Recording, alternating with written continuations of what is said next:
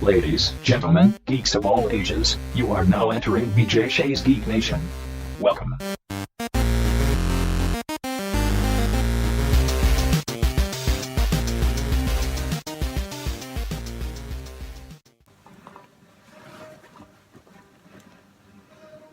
It's supposed to be a Star Trek Pandora station. What is that noise? Oh, it's Pandora.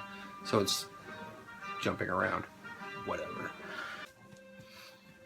Hey guys, it's me, Chris Walker, Walk Like a Flan with BJ Shea's Geek Nation. Here to talk to you and show you another episode of On the Couch with Chris. So, you'll notice I'm back on the alternate couch. That's okay, don't worry about it. It's not the evil couch from the alternate universe or anything like that. Alternate universe, you say. Maybe I'll be talking about Star Trek today? Yeah. You knew it was going to happen. It was bound to happen. Star Trek. Let's talk about Star Trek. It's one of my favorite things in the whole wide world. It's one of, naturally, the geekiest things that happens out there in the world. And we talk about it on the show all the time. I'm going to talk about it with you guys right now. So, one thing. The Mrs. Walk Like a Flan recently picked up this book for me from Dorling Kindersley. They usually do kids books and things like that. A lot of really good pictures, picture books, and encyclopedic information, that type of things. This is no exception. Lots of great stuff in here. Check it out if you're into that sort of a thing. It's a great book. It's sort of the updated encyclopedia of the future, if you will. So, all about Star Trek. But that got me thinking. And, I watch a lot of Star Trek, any chance I get, basically. And there are certain movies and certain episodes that I will watch without question anytime they're on. I don't even think about whether or not I want to watch that episode. I watch the episode because I love Star Trek. Hands down, my favorite thing. Somebody recently talked to me about how the internet loves lists, and lists are a thing. Everywhere you go, there's a list of this and a list of that.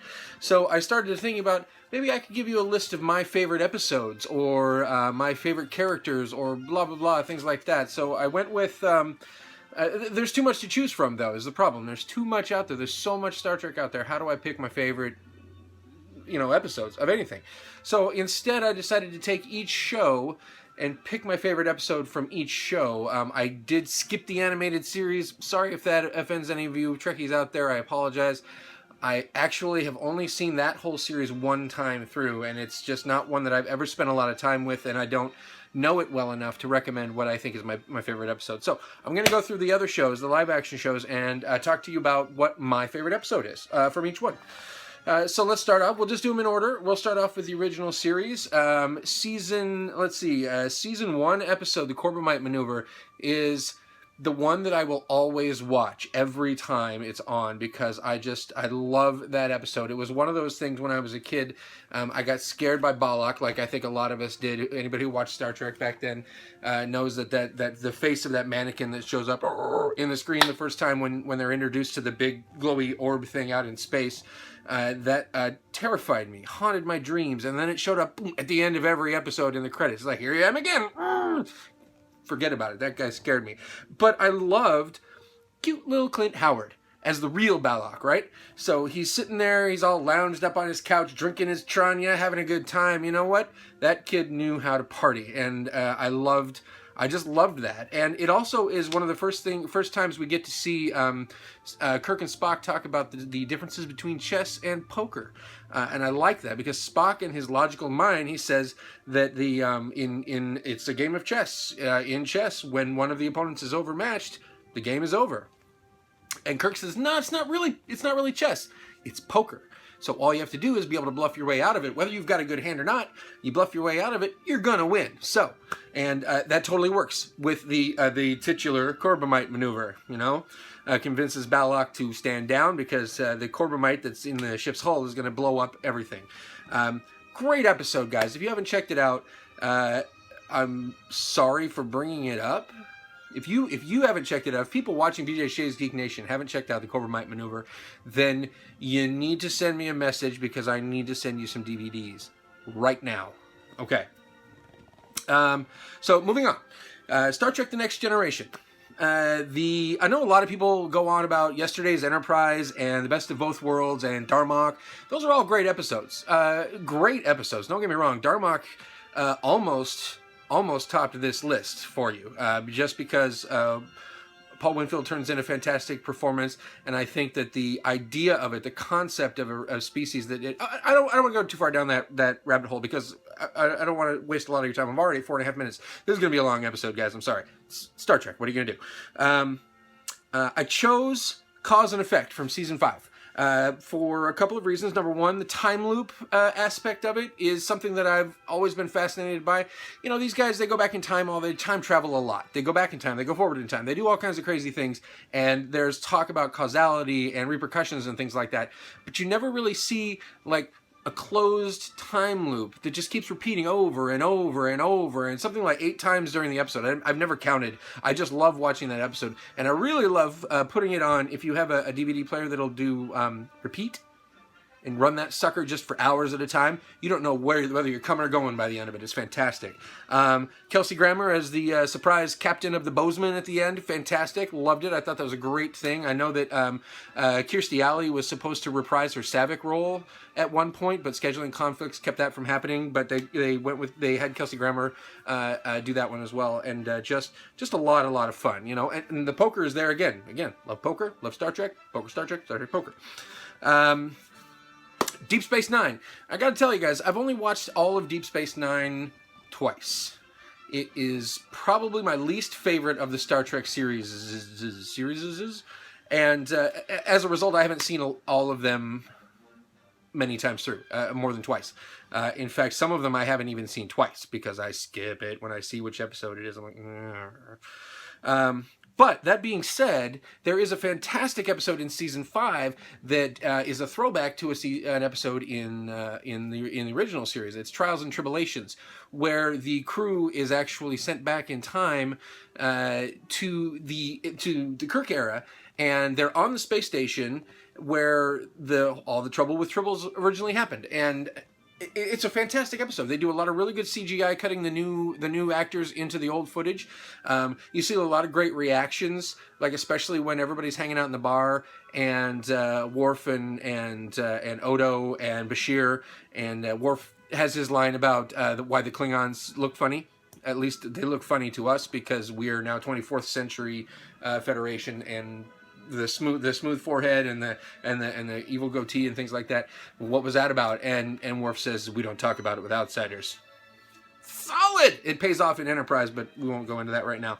And that brings us to Voyager. So Voyager, I like to talk a lot about it because it is probably my favorite series as a whole, taken as a whole. Now, the first 2 seasons are pretty rocky. In fact, I would even hazard to say the first 2.5 seasons are a little bit rough to sort of go back to and rewatch over and over again, like I've done with a lot of the other shows.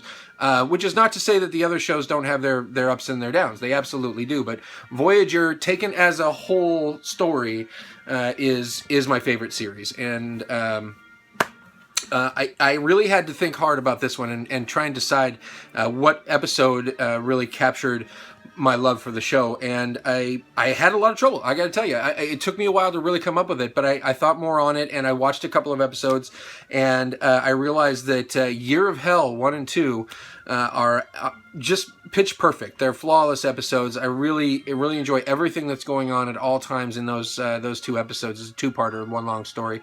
You get more time travel stuff, which is fun for me. But it's not really time travel. It's the temporal incursions that they do, is what they call it. It's the Krenim warship, the Krenim time ship, altering the timelines to try and correct a mistake that was made. Whatever, blah blah blah.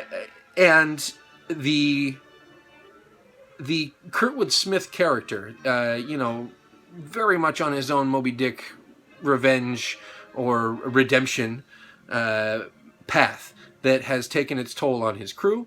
It has taken its toll on him, although he hasn't figured it out yet. And Voyager gets caught up in the middle of it all and causes problems and like they do pretty much everywhere they go, causing trouble. That's the Voyager for you in a nutshell.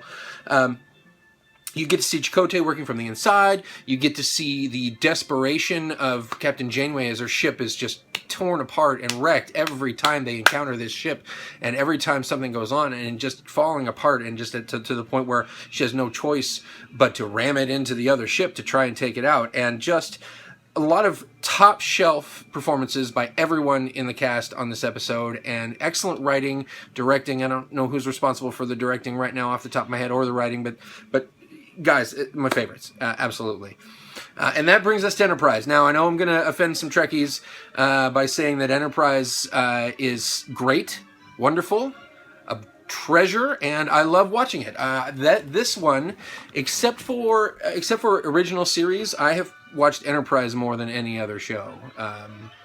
Because it's only 4 seasons, first of all, and the production quality on the show and the acting and the writing, I thought were just completely unstoppable. They really made a good-looking show. They had some great actors who were really enjoying their roles, and I think that the people who were writing for that understood what Star Trek was supposed to be about. You also got a lot of really great references to the original series and to other shows in the canon, but I like Enterprise. There, I said it, okay? Deal with it. I like Enterprise.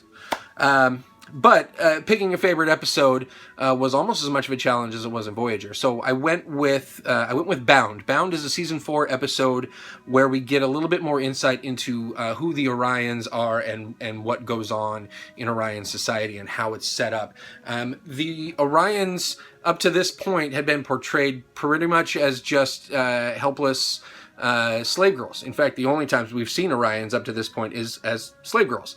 And it was